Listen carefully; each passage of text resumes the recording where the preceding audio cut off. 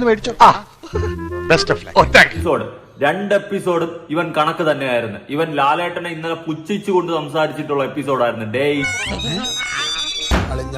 അതിന്റെ തലേ ദിവസം ശനിയാഴ്ച ഇവൻ ഇതുപോലെ മൊണ്ണത്തനം തന്നെയാണ് വിളിച്ചു പറഞ്ഞിട്ടുള്ളത്.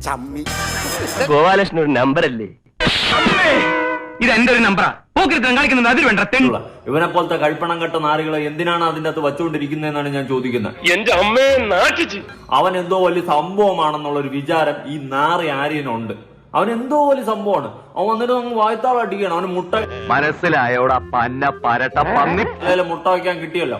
ഇവൻ പുലിയല്ല എലി എന്ന് പറഞ്ഞുകൊണ്ട്. സത്യം പറഞ്ഞ ഇവ എന്ത് പുലി? ഇവ എവിടത്തെ പുലി? ഇവ എലിയിലും താഴെയാണ്. എലിക്കും ഒരു വിലയുണ്ട്, എലിക്കും ഒരു ക്വാളിറ്റി ഉണ്ട്. അതിനും താഴെയാണ് ഈ നാറി എന്ന് പറയുന്ന ആര്യം നിൽക്കുന്നത്.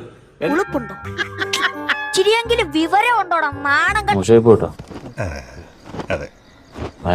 എന്നിട്ട് അവന് അത് കിടക്കുമ്പോ വയ്ക്കണോ, ഉറങ്ങുമ്പോ വയ്ക്കണോ, കളിക്കുമ്പോ വയ്ക്കണോ, കിഴക്കുമ്പോ വയ്ക്കണോ എന്ന് ചോദിച്ചും കൊണ്ട് അവൻ ലാലേട്ടൻ ഒരുമാതിരി ഇതാക്കിക്കൊണ്ടുള്ള രീതിയിൽ അവൻ ചോദിച്ചിട്ടുണ്ടായിരുന്നു.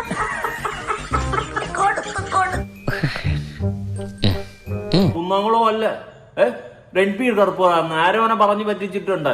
ഇങ്ങനെ എന്തെങ്കിലുമൊക്കെ പറയുമ്പോഴേ എന്റെ മനസ്സിനൊരു സന്തോഷം ഉണ്ടാവുള്ളൂ. ഞാൻ എന്റെ സന്തോഷം നോക്കിയാൽ എന്ത് കാര്യത്തിനാണിത്? ഒരു സുഖം, ഒരു മനസുഖം. ഉറങ്ങുമ്പോ പുതിയതാണല്ലേ? പറ്റൂലേ കളഞ്ഞിട്ട് പോടേ. കുറെ സമയമായിട്ട് കളിയാക്കണം. എന്നെ ഊരുകയാണോ അതോ നീ കറക്റ്റ് ആയിട്ട് ചോദിക്കുകയാണോ? ഇയാൾ ഉരുളക്കുപ്പേരി കോളേജിൽ നിന്ന് ഡിഗ്രി എടുത്ത് വന്നിരിക്കുകയാണ്. ഒരു തർക്കക്കാരൻ. അതല്ല ഉദ്ദേശം.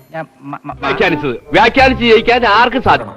ലാലേട്ടന്റെ അടുത്ത് പുച്ഛിച്ചും തർക്കിച്ചും ലാലേട്ടനെ ഒരുമാതിരി ആക്കിക്കൊണ്ട് സംസാരിച്ച ഇവനാ ആദ്യം പുറത്തിറക്കണം. കുറച്ചു ബുദ്ധി ഉണ്ടായിരുന്നെങ്കിൽ മന്ദബുദ്ധി എന്നെങ്കിലും വിളിക്കായിരുന്നു. അത് അപ്പൊ ശരി, പിന്നെ കാണാം. ബൈ.